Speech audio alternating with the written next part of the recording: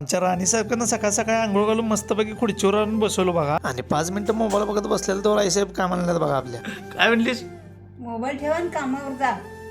तुम्हाला तर माहितच आहे आपण राणी सरकारांचा हुकूम आपल्या कधी मोडतच नाही हो. लाडीगोडी लावत जरा 5 मिनिटं आई साहेबांची समजूत काढलो बघा आणि म्हणले तुमच्या नाश्त्यातलाच एक हात चारा मला. आपल्या मॅडम आपल्याला कुठल्या गोष्टीला नाही म्हणतच नाही दोघावा. जरा राहू दे सगळंच खा म्हणलीत आई साहेब. असू दे म्हटलं आई साहेबांचा नाश्ता करून झालं बारीक मध्ये आपण पण दणका देऊन घेतलो हळूच आणि पोटा पाण्याचं आवरून झालं. आमच्या मॅडमांसंगड जरा असं मस्ती करत बसायला लागते आपल्याला, त्याशिवाय दिवस चांगला जात नाही. हे असलं काय तर चाळा करूनच आपण रट्ट खातो बिनकामाचा बघा रोज. पण असू दे सोडा, अशी चेष्टा मस्करी करत राहणं पण गरजेचं आहे. आणि कसं आहे मित्रांनो, टिया लावल्याशिवाय परंपरेप्रमाणे आपला दिवस चालू होतच नाही आणि टिया लावल्याशिवाय आपण बाहेर कधी पडतच नाही. तुम्हाला तर माहितच आहे. घरातली सगळी कामावरलं तेवढ्यात कळायला पाणी येणार आहे. मग गाडी घेतली आणि मोटर आणायला चाललो बघा. आपल्या भावाच्या बांधकामावरून मोटर घेतली, गाडीवर ठेवलं, ते घराकडे निघालो बघा. लगेच मोटर घेतली ती चढदीची घराकडे निघालो बघा. नाहीतर आम्ही याचं पाणी जायचं असं व्हायला नको. आणि त्यात आपला आष्ट्याचा ब्लॉगर आहे की नाही खलास शिव्या भावानो, आपल्या एका फोनवर इचलगंज आलता आष्ट्यातनं. आता तो काय आलता ते तुम्हाला व्हिडिओच्या शेवटला कळेलच भावानो. घरात आल्या 2 मिनिटात माझ्या आई साहेबांच्या मेडिकल मधून जाऊन गोळ्या घेऊन आलो बघा. आणि आल्या अर्ध कलिंगडी चोरून आई साहेबांनी मी दिला ताव. आणि आपला भाऊ खलास शिव्या कशासाठी आलता की नाही भावानो, चला धावतो. आपल्या भावा एका शब्दावर आपला शिव्या भावानो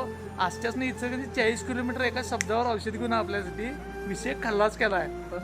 भावाने येताना ढीगभरला खायला आणि आई साहेबांच्या औषधं न विसरता घेऊन आलता बघा. पुन्हा लवकरच भेटू काय तर नवीन घेऊन भावासंग. विषय कसा आहे? खल्लास.